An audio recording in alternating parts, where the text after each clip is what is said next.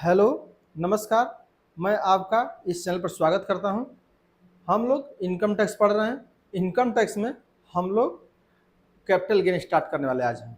आप जानते हैं कि 3 हेड है चुके हैं।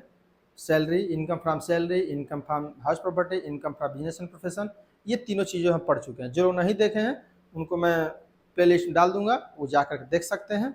और आज हम लोग पढ़ते हैं कैपिटल गेन। देखिए कैपिटल गेन क्या है कि there are two types capital gain. Capital gain means कि कोई ऐसी एसेट्स है जिसका आप बिजनेस पर्पस यूज नहीं कर रहे हैं, आप उससे बिजनेस नहीं कर। जैसे मान लो ट्रैक्टर में जो बिजनेस करता है, ट्रैक्टर को परचेज करता है, सेल करता है, उसके लिए कैपिटल गेन नहीं है, वो तो उसका बिजनेस है। लेकिन कोई ऐसा व्यक्ति है जो कि लाइफ में 2 बार 3 बार 5 बार ही सेल करता है, उसके लिए कैपिटल गेन कैलकुलेट हो। जैसे कोई लैंड पर सेल कर रहे हैं, कोई बिल्डिंग सेल कर रहे हैं, कोई कार सेल कर रहे हैं, कुछ भी, कोई लैंड, कोई ट्रक सेल कर रहे हैं, ये एक बार जब सेल कर रहे हैं तो कैपिटल गेन है। कैपिटल गेन के लिए दो तरीके से कैलकुलेट होती है। First is short term capital gain and second is long term capital gain. तो शॉर्ट टर्म क्या है?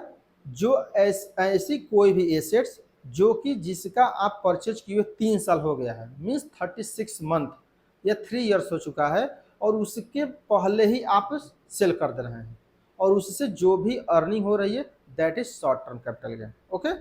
लेकिन ये सिक्योरिटी के साथ ऐसा नहीं होता है। कोई फाइनेंशियल सिक्योरिटी है, बॉन्ड है, शेयर है, डिवेंचर्स हैं, ट्रेजरी बिल्स हैं, इसके साथ ये नहीं होता है। क्यों नहीं होता है? इनके साथ क्योंकि मूवेबल ज़्यादा लिक्विड सेट्स है, तो इसके लिए 3 साल का ऑप्शन नहीं है। 3 साल किसके लिए है? मशीन हुआ, लैंड हुआ, इसके लिए 3 साल लागू होता है। लेकिन 1 साल किसके लागू होगा? जो बॉन्ड में बताया, बॉन्ड है, शेयर है, डिवेंचर है, उसको यदि 1 साल पहले ही बेच देते हैं, जैसे मान लीजिए कि आपने इस साल परचेज किया, अभी 1 साल उसको नहीं रखे तब तक सेल कर दिए, तो दैट इन दिस कंडीशन यदि आपको कोई भी प्रॉफिट हो रहा है, that's profit are short term profits, right. अब क्या है लॉन्ग टर्म? क्या होगा? जस्ट इसके इन्वर्स हो जाएगा। इन्वर्स में क्या है कि जैसे मान लीजिए कि अब कोई संपत्ति आप एसेट्स परचेज किए हैं, उस एसेट्स को परचेज किए आपको हो गया 3 साल, ओके, और 3 साल बाद उसको सेल करें। जैसे मान लीजिए कोई आपने 2015 में एसेट्स परचेज किया था और 2024 में आकर के उसको सेल कर रहे हैं, तो दैट्स एसेट्स सेल, और जो आपको मिलेगी उसको आपको लॉन्ग टर्म कैपिटल एसेट्स कहा जाता है। ओके। लेकिन वैसे ही बॉन्ड और शेयर डिवेंचर के साथ अलग चीजें होंगी। बॉन्ड एंड शेयर डिवेंचर क्या होगा? 1 साल। 1 साल से यदि ज़्यादा आप शेयर परचेज करते हैं, 1 साल से ज़्यादा अगर आप करते हैं, रखते हैं और उसके बाद सेल करते हैं, that is long term. Okay. यहाँ तक समझ गए लॉन्ग टर्म और शॉर्ट टर्म के कॉन्सेप्ट क्या है कि 1 साल लागू होता है फाइनेंशियल सिक्योरिटीज के लिए, और जो और लैंड है, कोई बिल्डिंग है, कोई और चीज़ें हैं, उसके 3 साल लागू होता है। इसको याद रखिएगा हमेशा के लिए। ओके। चलते हैं, देखते हैं लॉन्ग टर्म शॉर्ट टर्म की कैसे कैलकुलेट होता है। देखिए शॉर्ट टर्म में कैलकुलेट करना बहुत ईजी है, तो इसलिए ज़्यादा इसमें हार्ड नहीं है। थोड़ी बहुत कैलकुलेशन की आवश्यकता कहाँ पड़ती है? लॉन्ग टर्म में। तो शॉर्ट टर्म में बताया मैं। देखिए यहाँ सिंपल समझिए, लैंड के लिए 3 ईयर्स और शेयर डिवेंचर के लिए 1 ईयर। ध्यान रखिए कि विद इन 1 ईयर है तो short term, with in 3 year है तो शॉर्ट टर्म, और यहाँ पर है मोर देन 3 ईयर्स और मोर देन 1 ईयर। ओके। तो लैंड यदि मोर देन 3 ईयर्स आप अपने पास रखे हैं, उसके बाद सेल कर रहे हैं तो लॉन्ग टर्म, और शेयर आप अपने 1 साल के लिए रखे हैं अंदर में, बाहर सेल कर रहे हैं तो 1 साल हो गया, उसके बाद सेल कर रहे हैं, दिस लॉन्ग टर्म। अब देखिए कंप्यूटेशन कैसे किया जाता है। Computation of short term capital gains, ये कैसे होगा? देखिए यहाँ पर वैल्यू ऑफ कंसिडरेशन, जो भी संपत्ति जितने रुपए की सेल होगी उसको यहाँ पर नोट कर दिया जाता है। सीधी सी बात है। अगर संपत्ति बोल दिए कि 10 लाख की संपत्ति सेल हुई, इसमें कितना खर्च हुआ ये इंपॉर्टेंट नहीं है, केवल कितना का वो सेल हुआ है यहाँ पर लिख देंगे। ओके। और इसमें से माइनस क्या क्या करेंगे? देखिए लेस क्या करना है। फर्स्ट पे कॉस्ट ऑफ एक्विजिशन मीन्स क्रय की लागत, कितना में आपने परचेज किया था। कॉस्ट ऑफ इम्प्रूवमेंट, अगर मान लीजिए कि कोई घर परचेज की थी इसी साल और इसी साल आप कुछ उसको बनवा दिए, तो उसका लागत क्या होगा? ओके। ये बनवाने की लागत, ऐसे समझिए, बनवाने की लागत। ओके। नेक्स्ट है सेलिंग एक्सपेंसेस, मान लीजिए कि कोई ब्रोकरेज दे दिए, ओके, कोई स्टाम्प सेल दे दिए, कुछ भी दे दिए, उसको भी आप माइनस कर लेंगे। तीनों को इसको ऐड कर लेना है, ओके, इसको और इसमें से माइनस करना, जो आएगा वही शॉर्ट टर्म कैपिटल गेन्स हो जाएगा। तो ये इजी है, सिंपल क्या समझना है कि जितने की सेलिंग होगी संपत्ति उसमें से जिसका परचेज जितना परचेज किए होंगे उसको माइनस कर दीजिएगा। अगर कुछ बनाए बनाए होंगे उसमें लागत आई होगी उसको परचेज माइनस कर दीजिएगा।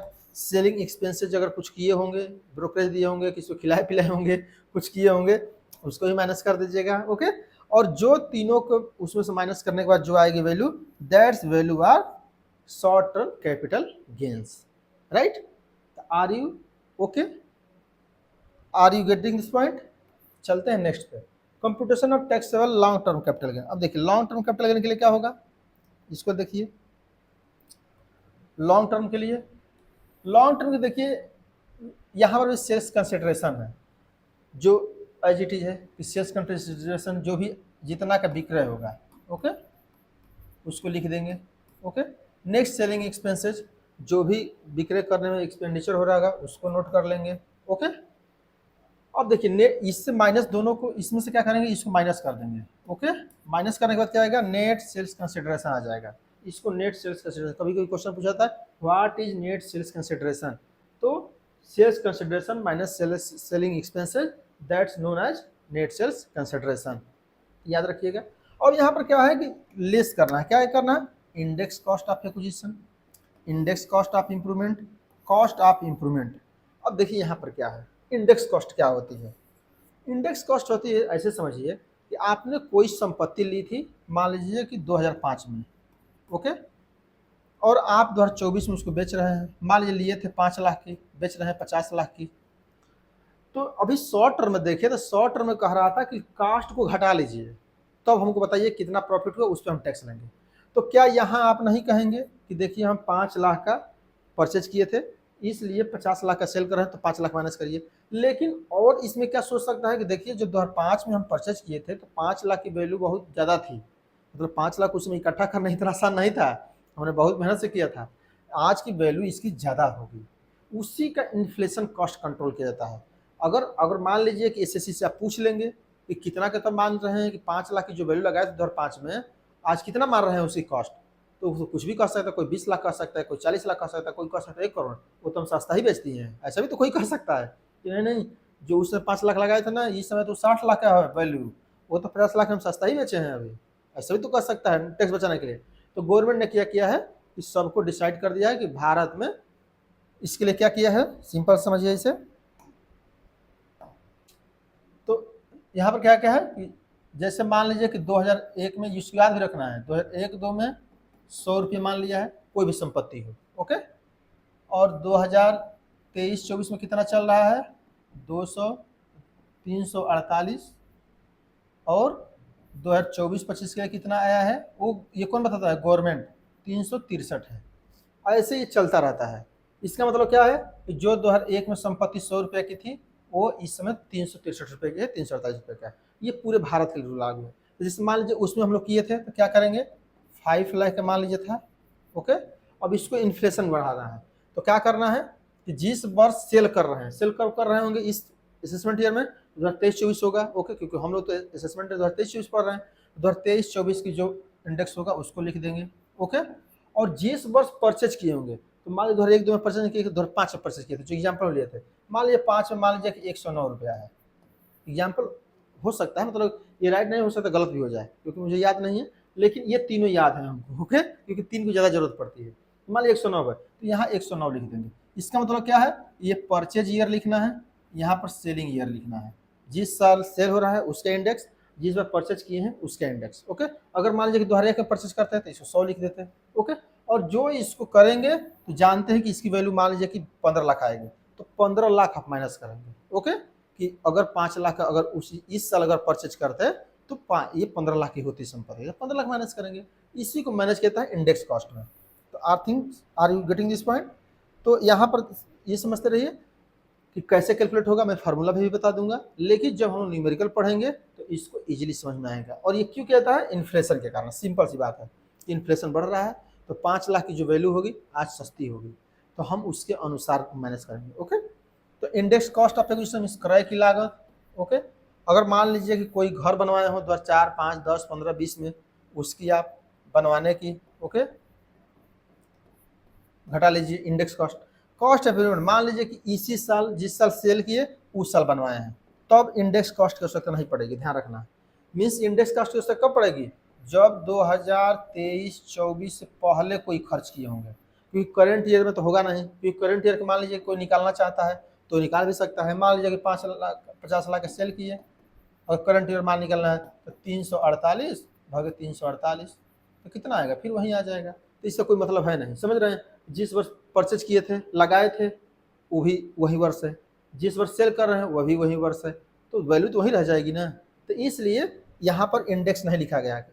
क्या है, इसका ऐसे समझना है कि सेम ईयर में हो रहा है, जिस वर्ष संपत्ति सेल हो रही है उसी वर्ष ये इंप्रूवमेंट किया जा रहा है, वही बनवाया जा रहा है, इसलिए इसमें इंडेक्स नहीं लग रहा है। तो ये तीनों को क्या करेंगे, प्लस करके इसमें से माइनस करेंगे तो क्या आ जाएगा, long term capital gains. Okay, long term capital gains आ जाएगा। लेस क्या करेंगे फिर, deductions under section 54 to 54H। तो 54 टू 54H में आगे पढ़ा जाएगा। इसमें डिफरेंट टाइप के डिडक्शंस हैं, उस डिडक्शन को गवर्नमेंट बताती है कि यहाँ यहाँ इन्वेस्ट करेंगे तो आपको छूट मिलेगा, इसी चीज़ों में अगर लॉन्ग टर्म कैपिटल गेन करेंगे तो छूट मिलेगा। तो ये क्या है, इसको माइनस कर देंगे, जो माइनस करने के बाद आएगा that is taxable long term capital gains. Okay, तो ये समझ गए। Are you getting this point. चलते हैं नेक्स्ट पॉइंट पर। देखिए ये बहुत मैं इजी बता दिया हूँ। ओके, और जो इसको ध्यान रखेगा उसको कोई भी दिक्कत नहीं आएगी, इस बात को नोट करके पहले रख ले। देखिए यहाँ पर क्या है, index cost of acquisition shall be computed as ईडर। कैसे कंप्यूट होगा, जो मैंने फार्मूला बताया उसी को लिखा जा रहा है।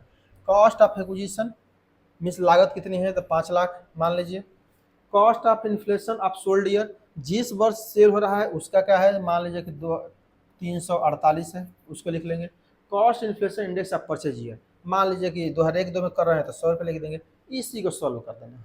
ओके, तो ये एक्विजिशन क्या आ जाएगा, क्रय करने की लागत आ जाएगी। ओके, एक्विजिशन करने की, परचेज करने की, ओके, प्राप्त करने की। नेक्स्ट क्या है, इंडेक्स कॉस्ट ऑफ इंप्रूवमेंट, अगर घर बनवा रहे हैं उसके लिए क्या होगा, कंप्यूटर कैसे होगा, कॉस्ट ऑफ एक्विजिशन, अच्छा सॉरी यहाँ पे एक्विजिशन नहीं होगा, यहाँ पर होगा इंप्रूवमेंट। ओके, इसको मैं कॉपी कर दिया हूँ, ओके, मैं भूल गया डिलीट करना। तो यहाँ पर क्या होगा, improvement. Okay, cost of improvement, मान लीजिए आपने घर बनवाया, मान लीजिए 10 लाख खर्च किया। ओके, यहाँ 10 लाख लिख देंगे। उससे cost inflation index of sold year, जिस वर्ष सेल कर रहे हैं, मान लीजिए 348 वाला सेल कर रहे होंगे क्योंकि पिछले साल का तभी इस बार कर रहे हैं। ओके, इस बात तो ये लगभग मान चलिए हर वर्ष वहीं रहेगा। जब आप लोग पेपर देने जाएंगे, जो भी 2023-24 असेसमेंट का क्वेश्चन सॉल्व करने जाएगा वो 348 ही लिखे। ओके, और cost inflation index of purchase year, तो जिस वर्ष आप परचेज किए हैं उसका इन्फ्लेशन लिख दीजिए।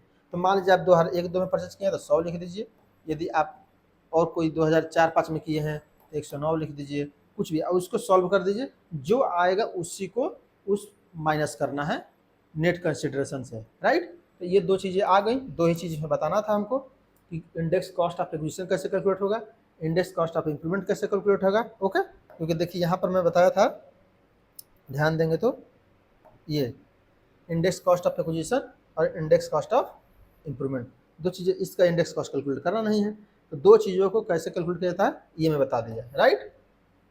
तो ये था फॉर्मेट जिसको हम लोग जब क्वेश्चन सॉल्व करेंगे तो इसकी आवश्यकता पड़ेगी। तो एक क्लास और हम लोग लेंगे थ्योरी पर कि व्हाट इज एसेट्स, एसेट्स में कौन कौन कंक्लूड होता है, कौन कौन कंक्लूड नहीं होता है, किस प्रकार से उससे कैलकुलेशन होता है, तो ये चीज़ें हम लोग पढ़ लेंगे, तब जा करके हम लोग न्यूमेरिकल परफेक्टली सॉल्व करेंगे। ओके, तो वीडियो को लाइक करिए यदि पसंद आ रहा हो, तो नहीं पसंद आ रहा हो डिसलाइक करिए, या कोई भी आप सुझाव देना चाहते हैं तो आप कमेंट करिए। ओके, तो यहाँ तो वीडियो को समाप्त करते हैं। Thank you for watching.